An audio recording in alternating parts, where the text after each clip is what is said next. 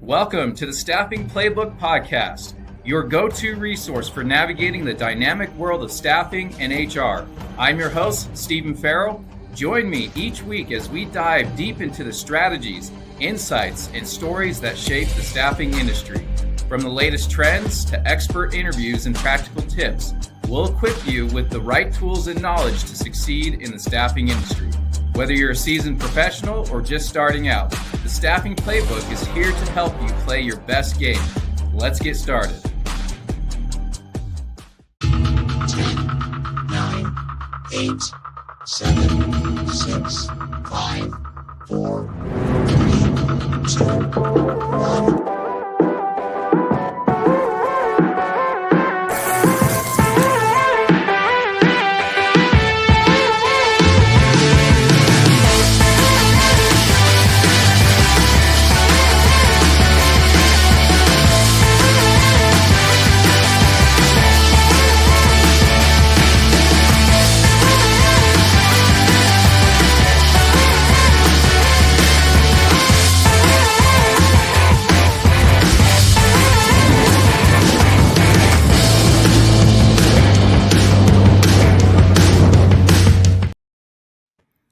Welcome to the Staffing Playbook podcast. I'm your host, Stephen Farrell. I am beyond excited to welcome Robert Reed from Butler Street Consulting to the Staffing Playbook.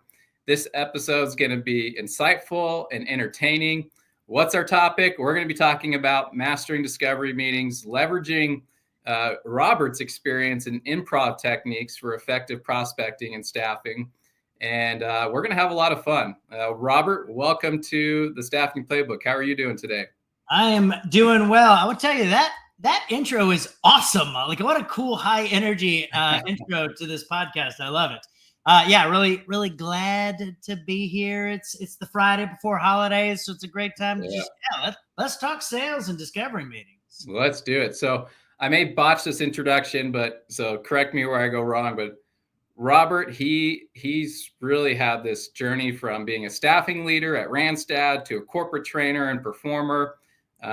He's currently with Butler Street, facilitates a lot of these sales and recruiting trainings for the industry. And he's been a speaker at multiple industry conferences.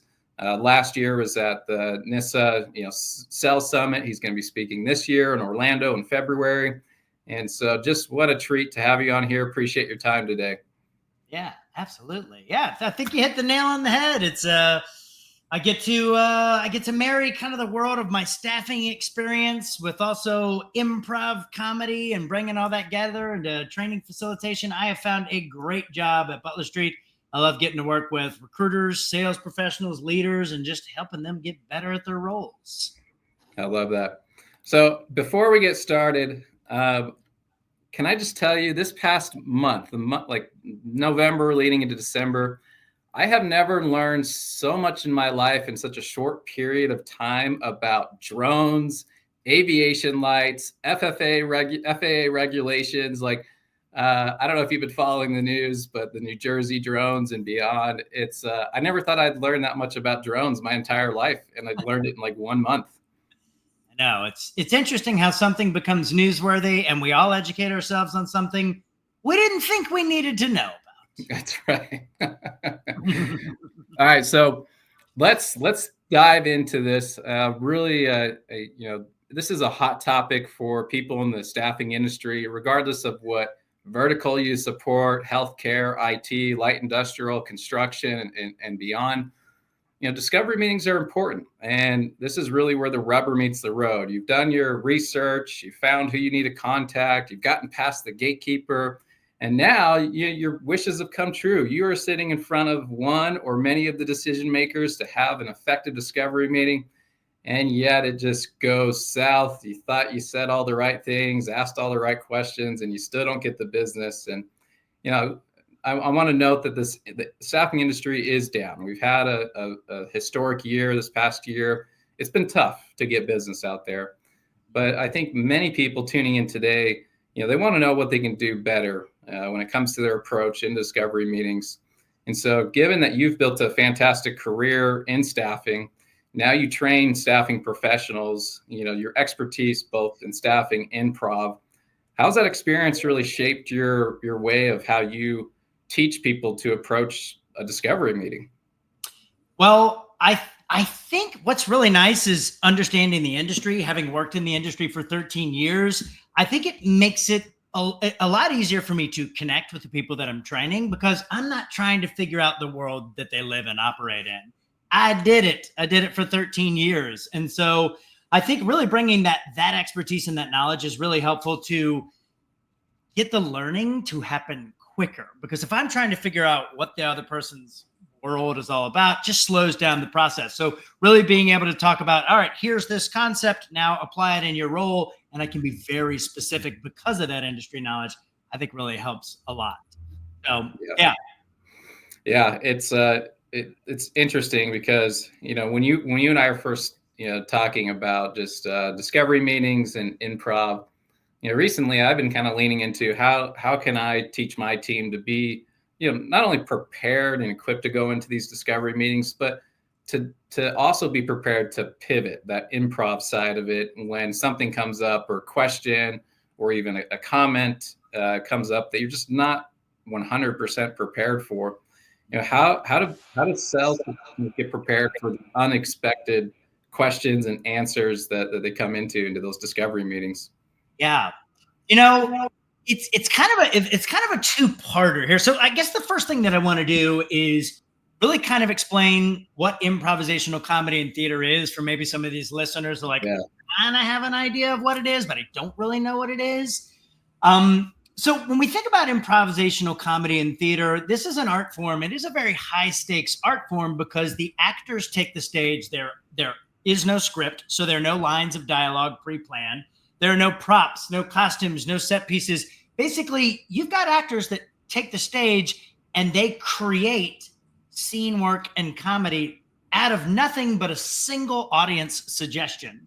And so I think when we think about improv, if I could wave a magic wand and get every person on this planet to take an improv class, the world would improve tremendously, because the skills that improv actors are using on stage are things like really deep, intense, active listening.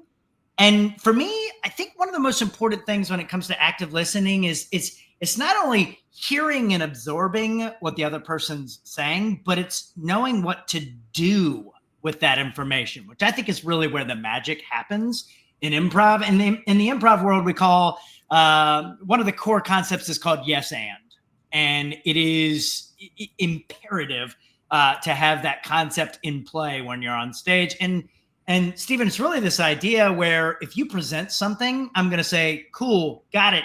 You just presented something. And so that's the focus. And so we're not going to move away from that. We're going to zero in on that. And when we think about yes, and that's the yes. The and is where the magic happens, because when you present something and I say, cool, you've said something, I've said yes. When I say and, that's when I say, interesting, you mentioned this. Let's explore that a little bit more. Talk to me a little bit more about that. Or here's how I can relate to that. So when we think about improv, that really is the spirit of improv, is this idea of latching on to what somebody said and then committing to exploring it more. So when we think about salespeople, inevitably you are going to improvise at some point. And I think it's interesting because, unfortunately, I think salespeople almost prepare themselves to improvise more than they prepare themselves to be prepared. So I'll expand upon that. Oftentimes I tell people I do improvisational comedy and theater. Here's what that means. Their first reaction is, that sounds terrifying. And yet so many salespeople choose to improvise in these discovery meetings. And when I say that, the reason they're choosing to improvise is because they chose not to prepare. And that's going to force you to have to improvise a lot more. So we know there are going to be parts of a meeting that are going to require some improv. You're going to have to kind of flex with what's happening, but really coming to that discovery meeting with an incredibly solid game plan, that's your first step. And then when you think about that moment where maybe the customer says or does something you were not anticipating, it really is, okay, simply identify what they did and just say, great, let's explore that further. It's this idea of yes and. You just said something I was not prepared for, so let's explore that. Let's talk about it more. That's a great technique you can do when something happens you were not expected. Explore it more.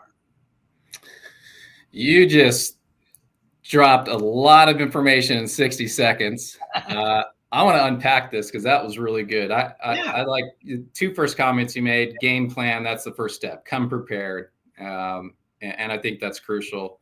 And I think most sales professionals probably relate to that and do their best on that. But you also mentioned the second piece, which is really important, and that was active listening. I was listening. The yes and. So you just shared a pain point with me. Instead of playing this like game of ping pong where here's your challenge. Oh, Robert, I have a solution. Here's my solution. And then you're like, okay, great. Another challenge. Okay, I have a solution. You're playing this game of ping pong. That's not very good active listening. And you mentioned, when they talk about it, when they share something with you like a pain point, like, hey, I've got high attrition rates in my building, to just, hey, tell me more about those pain points, Robert. Tell me more about the attrition. What's caused that? Was it always like this? Take me back down memory lane when it first started. That active listening where you're really putting the focus on them. And then there's the and, right? What you mentioned, it's like, yes, I'm listening, I'm asking questions. And then you can kind of get into more of like, here's what, we've seen and what's worked in the past or what have you. Did I miss any of that? No, you really hit the nail on the head. And I think when we think about active listening helps you earn the right to respond to whatever it is that they said. It's the listening, it's the follow-up questions, it's the genuine interest in what they just shared. That it's those actions, those choices we make where we say, interesting, you just said that. Tell me more, or let me ask this great follow-up question. That's where we build that rapport. That's where that person consciously or subconsciously is thinking, this person is not just some transactional entity. I can tell they're genuinely interested in what I'm sharing. I'll give you an analogy. I know a lot of people are probably going to holiday parties right now, and there's typically one of two people that you like. I don't want to just get the word get stuck talking to, but occasionally you get matched up with somebody you're not that familiar with. And it typically goes one of two ways. The other person just talks about themselves and never asks you anything about yourself. Yeah. And you're eyeing the punch bowl and the pigs in the blanket. And you're like, how can I get over to the punch bowl and get away from this person who's so focused on just themselves? The other thing you might encounter is that person who says, hey, who are you? How do you know the host? Tell me about yourself. And it feels great. It does. That's what we want to do with customers. Yeah, I like what you mentioned earlier on the improv piece, where in theater you're doing improv. There's just one question or topic that's mentioned from the audience, and now you got to focus everything onto that single topic or question. And I never thought about the correlation from improv theater, because I've never done it, but I want to these discovery meetings where, okay, someone just brought up a topic. Let's focus on it. Let's drill in. Let's peel back the layers. Yeah. I mean, it is such a pivotal moment in a discovery is when the customer says something that, oftentimes at Butler Street, we'll use what are called mystery words, which is, our turnover is relatively high. I don't know what that means. That's a perfect opportunity to say, thanks for sharing that with me. When you say relatively high, what do you mean? How's that impacting your organization? How does that impact you personally? Being willing. So I like to say it's you're willing to go down a path where you don't know what the twists and turns of that path are going to be. Mm-hmm. If you think about that, when you ask a really open-ended question that allows that customer to really expand upon what they said, articulate, you don't know where that conversation is going to go. That makes some people nervous, but really you should be excited about going down that path. I don't think it just makes some people nervous. I think it makes most people nervous, because most salespeople are just taught, this is just the old way, right? And it's still being taught every single day, is you've got to control the narrative. You're the salesperson. You're going to control the conversation, the narrative, the expected outcome. And so to take that risk of, I want to dig into this. I don't know where it's going to go, if it's going to help me, if it's going to help them, if it's going to help nobody. I think most salespeople are fearful of that conversation.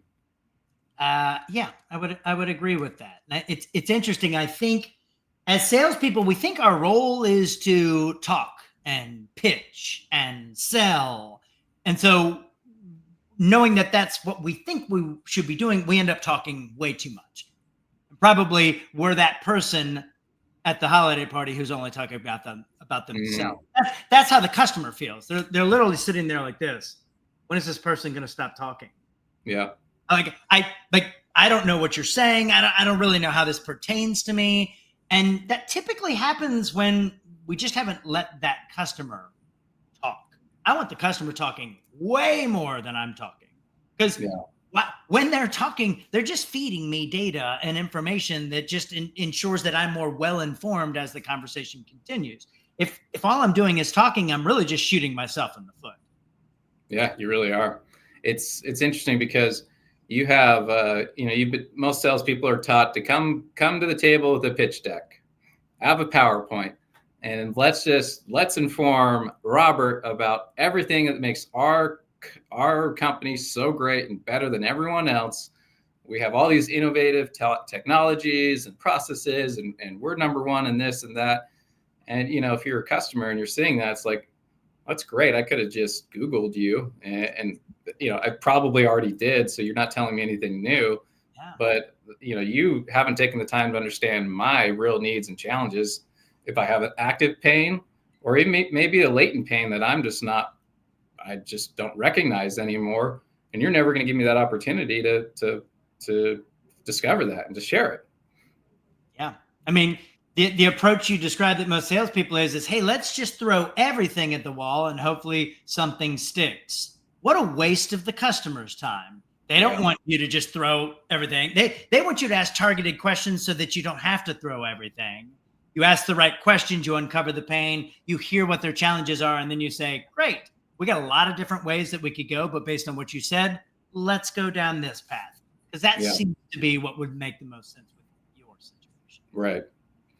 I'm improving here with my next question. Good. Are there any improv exercises that you teach, or you just have, you do yourself, but that salespeople in our industry, staffing industry, that there are any techniques or exercises they can practice at home or with their colleagues that will help them be more prepared in these discovery meetings? Yes, I'll give you one, and then I would challenge everybody, go on ChatGPT and just say, hey, can you give me some step-by-step instructions for active listening exercises that I can do? Like at Butler Street, everybody uses AI every single day. So it is a huge part of our organization. So that's a good, and it is fascinating how well-versed ChatGPT is on really obscure improv exercises. But I'll give, so when I teach beginning level improv, one of the concerns that new students share with me is, what do I do if I don't know what to say? What do I do if I freeze up? And I would guarantee that salespeople share that exact same concern when they're going to a networking event, when they're meeting with a customer, when they're interacting with any other human being. We have that concern of, what do I do if I freeze up and I do not know what to say? Yeah. So we have an exercise that we run in beginning level improv classes that I've now applied to the business world. And that is, when the other person makes a statement, begin your reply with the words, "It's important you said that because." Oh. So it's interesting if you, and I do recommend that people use that wording verbatim. It's important that you said that because, and it's like a cheat code for the brain. You're actually giving your brain like a cheat code, because if you know that you're going to reply using the words, "It's important that you said that because," you're telling your brain, please identify something they said that I can further explore, that I can yes and, so to speak, so that I can identify as important. And so what it does is it ensures the brain is focused on what they're saying and not what we want to say next in the conversation. So you're saying that to yourself, or are you posing that as a rebuttal, a question? So I guess both, because you know you're going to say it. If Yeah. that's your practice, is when a customer says something, you're like, all right, cool, it's important that you said that, because if you know that you're going to say that. But yeah, I do recommend you say it out loud when the customer shares something with you. It's important you said that because. So the first part, again, you're telling your brain, please identify something that they said that I can comment on.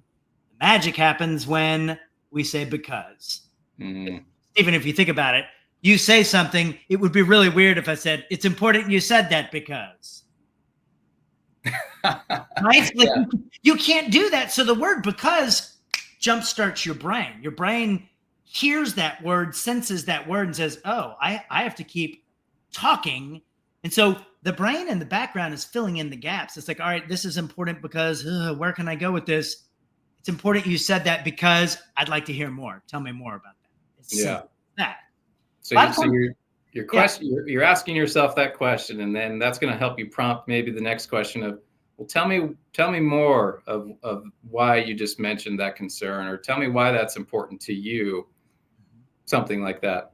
Yeah. So maybe customer says, yeah, we're getting crushed on like E-Verify compliance issues. We got people that start, they're not authorized to work in the country, whatever it is. I might simply say, hey, it's important that you said that, because how does that impact productivity? How does that impact the people that are currently working? You got this revolving door. How's that impacting their morale? It's important that you said that because how's that impacting your customers? Mm. So Yeah. it forces me to say, all right, you shared this pain. What are the implications of that?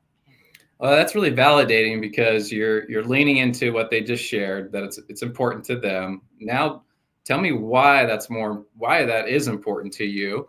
So now they appreciate that you're listening, and now they're probably gonna look inward and go, oh, let me actually tell you why. Like, we're coming against we've got this compliance audit that we're terrified about, Yeah. and why are you so terrified? And then what caused that initial issue in the beginning? So did you partner with a staffing firm that was not set up for you compliance wise? Like, tell me more about that, right? So you're really getting into those key issues, no longer at a surface level. Yeah. And when we think about that, I would say customer shares like, we're having some compliance issues with, people not being able to be authorized to work, whatever it is. I mean, what percentage of salespeople say, oh, we got a great program for that, we can fix it? 99% of them. And really, you probably haven't earned the right to do that, because everybody's going to say that. And they're probably working with a vendor who said they could do that, and they've been burned. And so there's a lot of magic that can happen by saying, I hate to hear that you're having that issue. How's that impacting X, Y, Z? It's the line of questioning. It's the right questions, the best questions, the willingness to go down the winding path.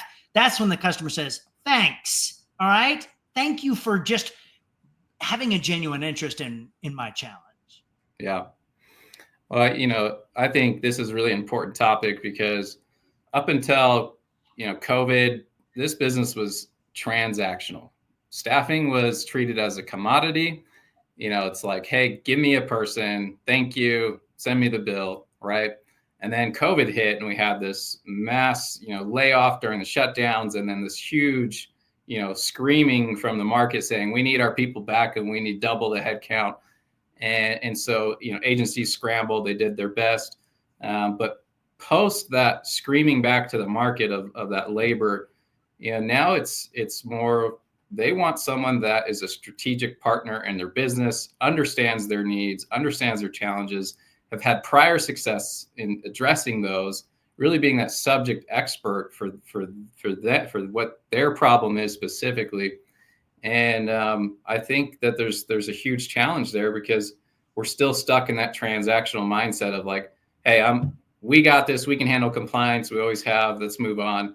But you never gave the opportunity for the client to actually express those key challenges, what's caused it, what have they done about it in the past, what are they doing about it today, and why now? Why do they want to fix that today versus yesterday? I just want to point out that you began your statement with, this is a really important topic because you literally used, it's important you said that because at the beginning of that statement. So that's awesome. You're learning. Yeah, you're learning through osmosis just by being on this podcast. Yeah, I think everything that you shared is spot on. What we've seen at Butler Street, I mean, I just did my 2024 tally of training hours, 688 training hours. Is that all? Yeah, I do a lot of training. And during COVID, there were unique challenges, but we did get to this point to where transactional staffing worked for a lot of people. It was like shooting fish in a barrel. It was a lot easier. And I think what we found is there was what I like to refer to as skills atrophy. And if you think about pre-COVID, we were out meeting with customers. It wasn't so much of this virtual. It was like, we're going to the office to meet with this customer. We had to navigate challenging conversations, objections. We had to learn to ask the right questions. And then COVID hit and it was like, oh, button, bring in the revenue. And so now it's shifted back to people need to know how to connect with and engage with other human beings. When you think about having a conversation with a customer, it's like a dance. And if you don't know the dance moves, you're going to be stepping all over their toes. And so right now, nobody knows the dance moves. So we got to learn the dance moves. And by dance moves, it's things like active listening, knowing when the customer says something that would be important to follow up on, understanding that they're sharing challenges with you, but you can tell they're sharing just surface level. They don't trust you enough to really give you the deep problems. All of that is those are the dance moves. Yeah. And it takes practice. You got to practice to learn the moves so that you can have that great conversation with the customer. So what you're telling me now, for sales reps to be successful in 2025, not only do we have to take improv classes, but now we've got to learn how to dance. Dance classes, ballet, the all of that stuff. You got to know dance. See how the arts just weasels its way into our industry? Oh, I love it. Great analogies there. Yeah, I want to expand analogies. I want to expand a little bit more into this because there is a role of preparation, which you spoke to, in having a successful discovery meeting. But then there's that adaptability piece, which I still think people listening are struggling with. I don't know how to prepare to be adaptable, like you're mentioning, Robert. How do we prepare ourselves to just be more adaptable in these conversations? Yeah, I know. It's going to be a very, very unpopular response to your question, and that's role play. Now, at Butler Street, we call it role practice because we ain't playing, but it is, I believe, the closest thing to a silver bullet in sales is just run the scenarios. I think a lot of our training is tied to athletics. Because if you think about sports teams, here's my thing. I love college basketball. Like, I lose my mind over college basketball. My team is the University of Florida, and I'm reading articles. I'm watching the coaches' press conference, and I'm listening for what are they doing to prepare for this? What are they doing to prepare for this? If there's 5 seconds left in the game, they're down by 2. Do they have a game plan? The answer is yes. They have a game plan for every possible scenario. They do scouting reports. They know that this player is really good at shooting the 3-point. They know that this center is going to do the pump fake before they go up. They're practicing. They're anticipating. They're preparing. And that's why sports teams are oftentimes run better than a lot of organizations, because most of the people in sales would rather improvise. I mentioned this earlier. I say I improvise. They say that sounds terrifying. And yet so many salespeople say, I'd rather wing it. I'm good on my feet. Baloney. I've been doing improv since 1998. I would never step into a meeting with a customer without a solid game plan and practice. So at Butler Street, we do a weekly role practice every Thursday for an hour. We run scenarios. We challenge each other. And so I want to just challenge everybody who's listening that the reason you don't role practice is because of fear of vulnerability. That's right. It's this idea that, hey, if I'm running a scenario with Steven, I don't want to make a mistake because then he'll judge me. But I want everybody to ask yourself the following question. When we're doing role practice and we're not making mistakes, is there any value to the practice? No. You're just doing perfection. We don't need to practice that. So actually, it is the making of mistakes that's so crucial to practice because that's how we learn. It's when we get our butts kicked and we learn from it. So embrace the vulnerability and be open to making mistakes. That's how you get better. I agree with you. The vulnerability is a big piece. Even when I'm role playing with my team, I put myself in the hot seat. I'm like, oh no, like watch me just fumble and do worse than anyone else on the topic I just, preached on how we do effectively, which I think actually humanizes me, and the team probably has a lot more fun. Yeah. But the whole idea of role practice, also known as role playing, I like that term, role practice. Yeah. I think there's a challenge there with probably the majority of your larger firms where, look, you have been given these metrics to hit every single week. 150 cold calls, X amount of prospects, X amount of discovery meetings, proposals, contracts. Make sure you document everything in your CRM. And so, I think there's a lot of hesitancy there of how do I make time to role play every single week? Just like, you mentioned the basketball game, like that short hour is, tens of hours, hundreds of hours of practice, thousands of hours for that just 1 hour game. And I see a real challenge in our industry, where there's just so much pressure to go and make your cold calls, to actually set aside that time where you're not prospecting, you're not making calls, and you're role playing. How do people get past that where they have such high expectations? Yeah. So I guess my follow-up question is, do we think that there are staffing sales professionals who are making it a priority, still able to hit their KPIs, and they're doing it? I'm sure they're out there. Those are the successful ones, I would imagine. And that's what I always think about. And so we call these socially acceptable excuses for failure. I would be able to practice if my boss didn't ask me to make so many calls. Well, baloney. Right. Someone's doing it. And they're edging you out, and they're winning your business because they're working on time management. They're waking up an hour earlier each day. They're finding a way to do their activity more efficiently by leveraging AI. That someone's doing it.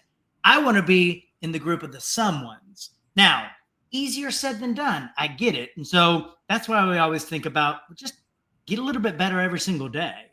If you find yourself scrambling on Thursdays and Fridays to hit your numbers, that means it needs to be a bigger priority on Mondays, Tuesdays, Wednesdays. Maybe you work an extra 30 minutes on Monday, Tuesday, Wednesday to hit those numbers. And then Thursday, Friday, it's just you've got a higher probability of hitting those numbers and more time to practice. And also, everybody's got a cell phone within 5 feet of them. Download ChatGPT. You can role practice with ChatGPT. So like on your drive home, you can literally put your phone in the little thing so you can keep your eyes on the road, fire it up and say, all right, ChatGPT, customer says they've got an internal talent acquisition team. Let's run it. I want you to give me that objection. I'm going to challenge myself to ask you clarifying questions. I want you to push back, be difficult. You got a 30-minute commute. There you go. So yeah, I think, to answer your question, someone's doing it. So let's look in the mirror and say, I would like to be that someone. We all have the time. It's just manage your time and make it a priority. So those challenges I mentioned, they're real. They happen. I've experienced it. I've been part of it, shamefully. And but to your point, somebody's doing it. Is that going to be you? And do you? I've never fought someone that is a highly successful sales professional that's, they exceed everyone's expectations, even their own, but they didn't get their 75 cold calls in. Like there's never been a conversation of, oh, great, thank you for doubling your revenue this year, but you did only half of the cold calls. Can you fix that? No one's going to have that conversation. Oh, and I think we as salespeople, we get hung up on I got to do this many calls. It's like, well, do better calls and start booking the meetings, because we know that a call is the activity that leads to the meeting. The meeting is where we can have the greatest impact. And then getting the proposal sent out, getting the deals and getting the orders comes from great meetings. If you're tired of doing the calls, do better calls, book more meetings, get more deals. That's the best way to bring to your manager or your boss the case to reduce your activity, is get those outcomes. That's right. Are going to generate revenue, because that's what your boss cares about. Exactly. And the shareholders. Yes. You mentioned something really interesting about AI, because I do this. I think I talked to ChatGPT. I call him Chad. So his name's Chad. I talk to him probably more than anyone else in my life at this point. I am always like, Chad, tell me about this, or hey, what do you think about that? I was doing that on my drive this morning on the way to work. And so I was talking to Dan last week on the show from NISA. I don't know if he was mentioning Butler Street or not, but I thought he said Butler Street had an app or a program that you can role practice with. Did I hear that right?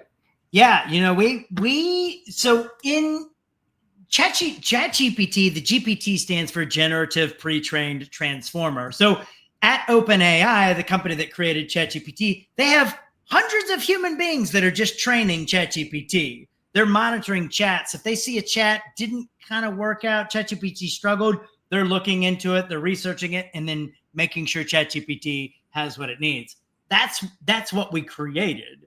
We created a GPT, Generative Pre-trained Transformer, that we call Sales Coach. And we taught it everything Butler Street.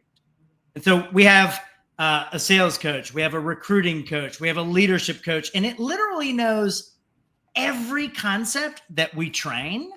And so if someone wants to role practice with ChatGPT, they don't have to teach ChatGPT like our overcoming objections process. It knows it.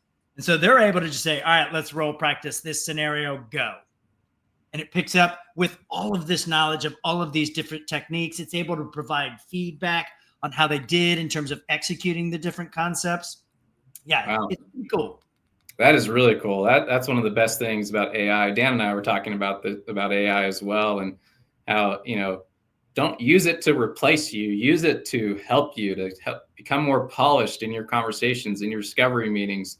And, the fact that Butler Street's, used the large language model from GPT to then just input all of your knowledge of what you guys have been, training and implementing, that, you just have right at your fingertips. That's really neat.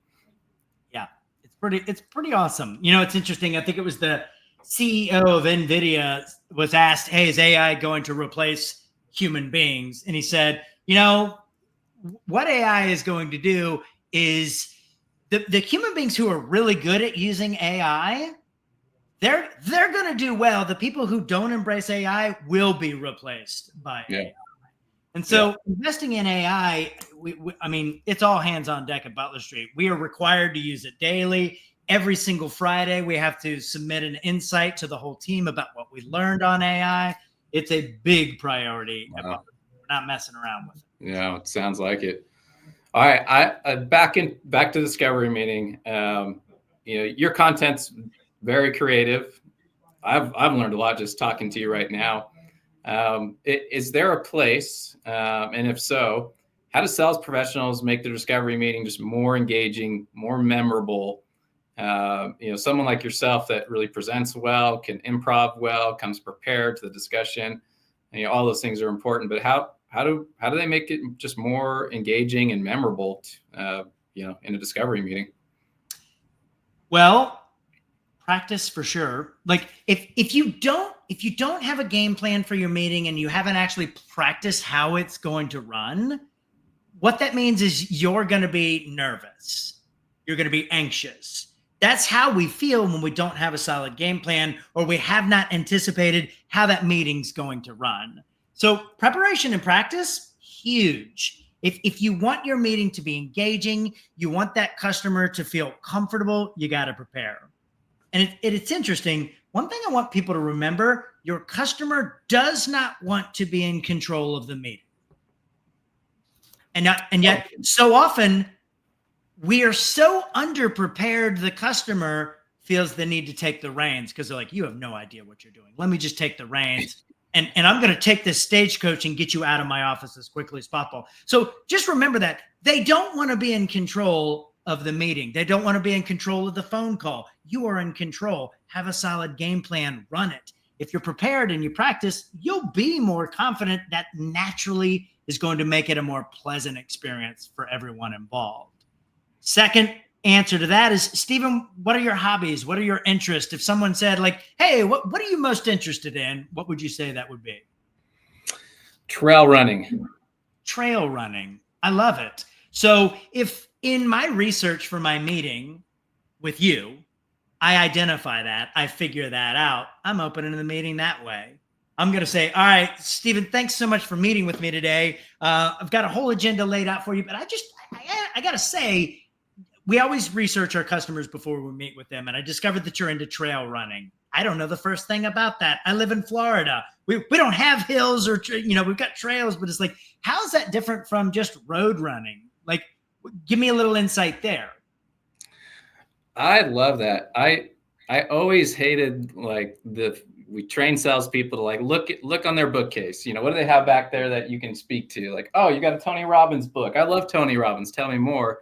But you set the stage by saying, look, as part of a best practice here is we research our prospects. And I notice you do a lot of trail running. I've seen your posts on LinkedIn, and I don't trail run much. A little concrete running here in Florida. We just have hills. Help me understand the difference. And now it's just a lot more personalized, and it doesn't feel awkward that it's like, oh, look at that book. Tell me more. It's a different approach than what most people are taught. Yeah, it's interesting. I bet like people in Florida listening to this are like, oh my gosh, we've got trails here. I need to educate Robert. I'm probably like speaking out of turn, but there's an approach here. And so I think what you reiterated back to me is the approach that we want to take, which is, I don't know the first thing about trail running. Can you what is that like for you versus I do trail running as well. Let me tell you about me and my experience with trail running and how great I am at trail running. There is a difference of how you bring that up. It is about the customer. Tell me about your experience. Why do you love it? It's on you. It goes back to the holiday party analogy. They don't want to listen to you talk about yourself. They want to talk about themselves. Give them the opportunity to do just that. It's beautiful. Okay, I know we're coming up on time. With your years in staffing, as well as coaching a lot of professionals in this industry now, is there maybe one or two piece of advice that you would share with the sales professional that's struggling with their discovery meetings, help them overcome that and turn these into long-term partnerships? You mentioned a lot here, so maybe it's a good time to recap, but also just maybe that one piece of advice. Yeah. It probably is a recap. I think everything that we've discussed, if you're a salesperson that's struggling with your discovery meetings, you just need to go back through and listen to this podcast a second time. But, if I had to boil it down to a short list, it would be planning the meeting. If you show up to a meeting and you don't have a game plan, you will feel anxious, you will feel nervous, and your customer will be very frustrated with you because that meeting costs them money. Time is money. You think about how much of an hour of their time cost. If you come not prepared, you're immediately moving forward off the wrong foot. So planning, that practice, again, role practice, role play, whatever you want to call it. I don't care what you call it. Do it. And again, if you're nervous about interacting with another human being because of the fear of vulnerability. I mean, it's the same fear that we feel with public speaking. I get it. There is no excuse to not role practice with AI. ChatGPT is incredibly good at running a role practice type of scenario. Yeah. I think maybe the only thing in addition to that would be active listening. If you're really good at active listening, things are going to go very well for you. I think if I had to add something that maybe we've not spent a lot of time talking about, it would be, and it is what I'm going to talk about at Staffing World, is asking great questions. I think there's a huge area of opportunity. People just do not ask strong enough questions, enough questions, probing questions. So really prepare great questions and be prepared to ask the follow-up questions. Go down that winding path we talked about. Asking great questions. The probing is just back to that improv. One topic. Now you're just going to just jump into it and explore it. Get comfortable with that by role practicing, using AI, using GPTs. Yeah, those are fantastic tips. Robert, I think we could have went on for hours here, especially you, because you're just an improv master, but really great topic today. It's great tips that are simple. You just have to take action and practice. For those of you that want to learn more about you and your services, how do they find you? Yeah. Butlerstreet.com. That's a great place to go. It really is the kind of thing where we've spent a lot of time really investing in the website to make sure that it's got everything you need to explore leadership, recruiting, account management, sales. We do voice of the customer, voice of the associate surveys. You can also connect with me on LinkedIn. You can just Google Robert Reed Butler Street. You'll find my LinkedIn page. I do a weekly tip or trick, and I do need to get caught up on that. This last couple of weeks, I've fallen off the wagon. I got to get my videos going again. But yeah, connect with me there. If you ever want to talk shop, have any questions, connect with me, send me a message. Happy to answer questions and help you find the solutions you need. And if they want to see you live at a workshop in Orlando in February, go check out the Staffing Sales Summit. Links there on the screen. I'm looking forward to learning from you more at the summit. I can't wait. Yeah, it's going to be fun for sure. All right, Robert, thank you for your time. Appreciate you joining today. Everybody have a fantastic weekend and, great holiday week next week. When it comes to sales, this is the time where you're not busy chasing contracts. You're not busy prospecting because all of your decision makers are typically out of office. So if you are in the office or working from home, practice, role play, just like Robert mentioned here. Get prepared so you can be that much more effective in 2025. But don't stop there. Make it a weekly habit. Somebody's doing it. We know somebody's doing it. That's right. All right, Robert, thank you again. And we'd love to have you back in 2025. I know the audience here is going to eat up everything that you've shared. So we'd love to have you back next year. I would love to come back, and thanks so much for inviting me today. It's been awesome. I love getting to talk about this stuff. Awesome. Thanks, everybody. Bye.